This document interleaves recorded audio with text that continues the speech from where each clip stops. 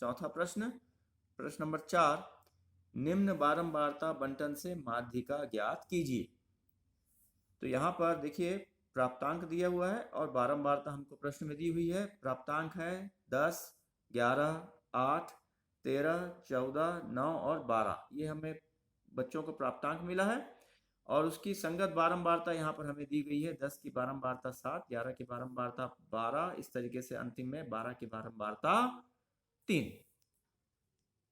तो यहाँ पर देखिए कल जो मैं बताया था और आज में जो अंतर यह है कि जो प्राप्तांक यहाँ पर जो प्राप्तांक क्या है, ये चर है और बारंबारता जिसको हम f से दर्शाते हैं। तो चर का मान हमेशा मैं क्या बोला था, माध्यिका ज्ञात करने के लिए बढ़ते क्रम में होना चाहिए, अर्थात यह आरोही क्रम में होना चाहिए। अगर प्रश्न में पहले से आरोही क्रम में दिया है तो कोई बात नहीं है, लेकिन यहाँ पर देखिए यह आरोही क्रम में नहीं है।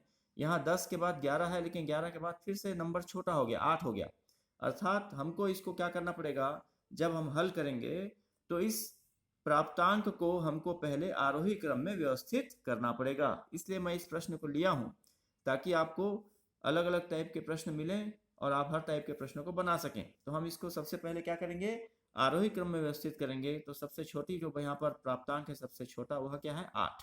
तो हम सबसे पहले किसको लिखेंगे, 8 को। उसके बाद अगला प्राप्तांक उससे बड़ा 9, फिर उसके बाद उससे बड़ा प्राप्तांक है यहाँ पर 10, फिर है 11, उसके बाद उससे बड़ा है 12 और उससे बड़ा है 13 और अंतिम जो प्राप्तांक है वह है हमारा 14। तो इस तरीके से हमको इसको व्यवस्थित करना पड़ेगा। 8, 9, 10, 11, 12, 13, 14 हम इसको बढ़ते क्रम में इसको लिख लिए। अब इसके बाद यहाँ से अब हम वैसे ही बनाएंगे जैसे हम कल बनाए थे। इसके बाद कोई चेंज नहीं है इस प्रश्न में और कल के प्रश्न में। यहीं पर थोड़ा चेंज था, इसलिए मैं इस प्रश्न को आपको आज लिया था।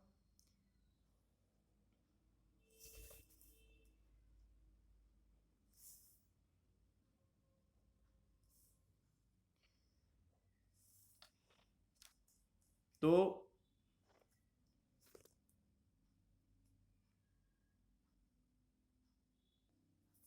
हाँ, तो ये व्यवस्थित हम कर लिए प्राप्तांकों को बढ़ते क्रम में। अब इसके बाद देखिए जो बारंबारता हमें जो लिखनी है, तो यहाँ पर बारंबारता हमको 7 से स्टार्ट नहीं करनी है। बारंबारता 7 से स्टार्ट नहीं करनी है, बल्कि जिस प्राप्तांक की जो बारंबारता है वही उसके सामने आनी चाहिए। तो देखिए प्रश्न में 8 की बारंबारता कितनी है, 6। तो हम 8 के सामने यहाँ पर 6 लिखेंगे। 9 की बारंबारता है 10, तो यहाँ पर आ जाएगा 10। उसके बाद 10 की बारंबारता है 7, यहाँ पर आ जाएगा 7। 11 की बारंबारता है 12, उसी तरीके से 12 की बारंबारता है 3, 13 की बारंबारता है 8 और 14 की बारंबारता है 20। तो इस तरीके से हम इसको क्या करेंगे, जिस जिस पद की जो बारंबारता है उसी के हिसाब से ही हम यहाँ पर इसे लिखेंगे।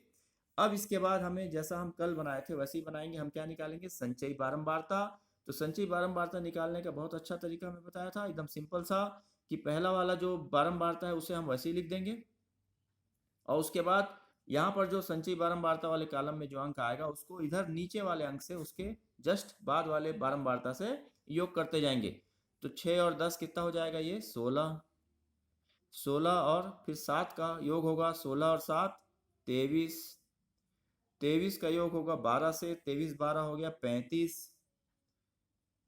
35 और 3 38। 38 और 8 46। 46 और 20 आपका हो गया 66।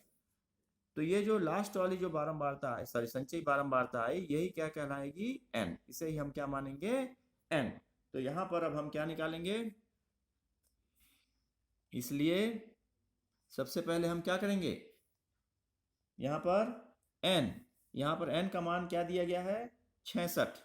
n का मान कितना है, 66, जो कि क्या है, सम संख्या है। अब देखिए कल हम जो बनाए थे वो विषम संख्या आया था, अब यहाँ पर n का मान कितना आ गया, सम संख्या। तो अब हम सिंपल सा सम संख्या वाला फार्मूला यहाँ पर यूज करेंगे। तो क्या हो जाएगा, इसलिए माध्यिका md बराबर, कल मैं आपको सम संख्या होने पर सूत्र क्या लगता है बता चुका था, यह है n/2 वापद धन n/2 धन 1 वापद बटे 2 बटे 2। तो यहां पर देखते हैं हम n के जगह क्या आएगा 66, तो क्या हो जाएगा ये 66/2 वापद धन 66/2 धन 1 वापद बटे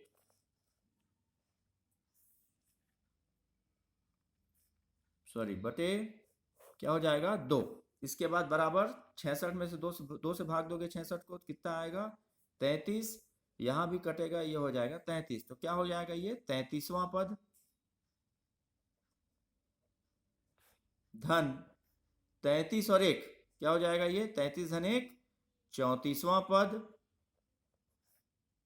बटे 2 बराबर। अब हमको यहां से 33वां पद और 34वां पद, कल मैं बताया था कि इसको देखना है हमको कि जो 33वां पद है वह संचयी आवृत्ति किसके अंतर्गत आ रहा है और 34वां पद संचयी आवृत्ति किसके अंतर्गत आ रहा है। तो देखते हैं हम यहाँ पे कि देखो 33वां पद मतलब 33 क्या है 6 से बड़ा है, 16 से भी बड़ा है, 23 से ही बड़ा है, लेकिन 35 से छोटा है।